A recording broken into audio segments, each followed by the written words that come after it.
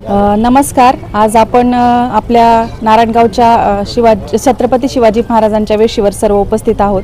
त्याचं कारण म्हणजे महिला कोणत्याही क्षेत्रात कमी नाही, कोणत्याही गोष्टीत कमी नाही याचं जिवंत आणि उत्तम उदाहरण म्हणजे भालेरावताई. वन्यजीवन क्षेत्रामध्ये अतिशय उत्कृष्ट अशी कामगिरी केल्याबद्दल त्यांचं आम्हा सर्वांच्याच वतीने अभिनंदन करण्यासाठी आपण या ठिकाणी उपस्थित आहोत. तर ताईंचं मनापासून मी ग्रामपंचायत नारायणगाव तसेच माझे मार्गदर्शक बाबू पाटे, माझे सर्वच सहकारी सदस्य, ग्रामपंचायत महिला पुरुष सदस्य तसेच कर्मचारी वृंद यांच्या माध्यमातून मनापासून अभिनंदन व्यक्त करते. त्याचप्रमाणे माझे पती जे आहेत डॉक्टर पंकज बावळ यांच्या वाढदिवसानिमित्त सुद्धा त्यांना मनापासून शुभेच्छा सुद्धा व्यक्त करते. धन्यवाद. जय शिवराय. तर आज आपल्या नारायणगाव आणि परिसरासाठी निश्चित स्वरूपात एक आनंदाची आणि अभिमानास्पद अशी गोष्ट घडली. राज्यस्तरीय जो पुरस्कार आहे वन खात्याचा तो आपल्या नारायणगावच्या रहिवासी असलेल्या सोनलताई भालेराव यांना मिळालेला आहे. खरं तर मी कालच त्यांना फोन करून त्यांचं अभिनंदन केलं होतं. परंतु वेशीवर सत्कार करणं ही प्रत्येकासाठी एक अभिमानाची गोष्ट आहे. आपल्या नारायणगावची भूषण आहे आणि त्या माध्यमातून आजचा सत्कार इथं संपन्न होतो आहे.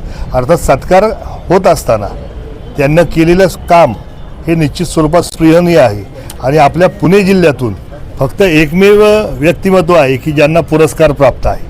आणि गेल्या 2021 पासून 21ला सुद्धा ताई मी ग्रामपंचायतमध्ये तुमचा सत्कार केला होता, तुम्हाला आठवत असेल.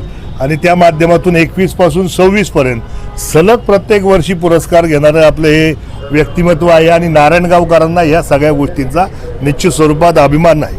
कारण आपण आपल्या केलेल्या कामामध्ये जोपर्यंत आपण 100% योगदान आपलं देत नाही, मग ते काम कोणतंही असो, कोणत्याही स्वरूपाचं असो, तोपर्यंत सत्कारापर्यंत आपल्याला मजल मारता येत नाही. आणि तोही राज्यस्तरीय पुरस्कार मिळणं ही विशेष बाब आहे. निश्चित स्वरूपात मी मनापासून सोनलताई तुमचं अभिनंदन करतो. त्याचबरोबर माझा मित्र डॉक्टर पंकज, आज यांचा वाढदिवस इथं संपन्न होते.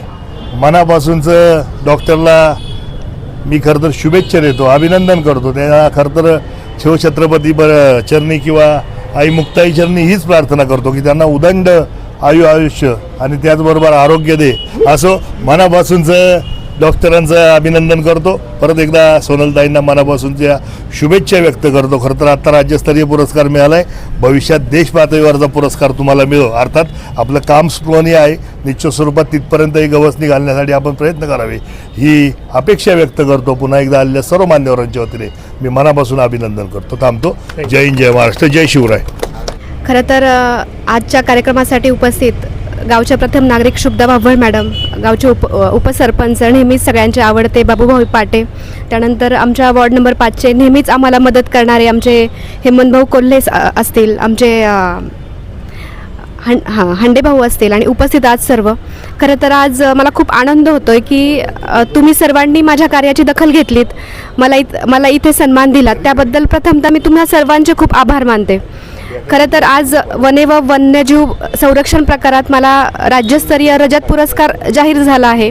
खरं तर आपण शिवजन्मभूमीत जन्मणारी लोक आहोत, कुठल्याही कामात आपण कमी नाहीत. आपले प्रेरणास्थान जिथे शिवाजी महाराज आहे तिथे कुठेही आपण जगाच्या पाठीवर कोठेही गेलो तर आपण आपला ठसा उमटवतोच.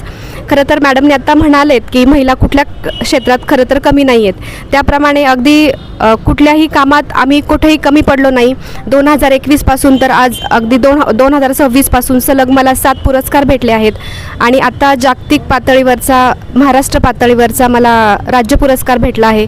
खरं तर याच्यामध्ये माझ्या कुटुंबाची खूप मोठी साथ मला आहे आणि तुमच्यासारखी नेहमीच प्रेरणा देणारी, ऊर्जा देणारी लोक आहेत.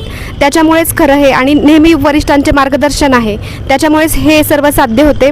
पुन्हा एकदा तुम्ही मला बोलावलंत, माझा सत्कार केला, सन्मान केला, त्याबद्दल ग्रामपंचायत नारायणगाव आणि तुम्ही सर्व उपस्थितांचे मी मनपूर्वक आभार मानते.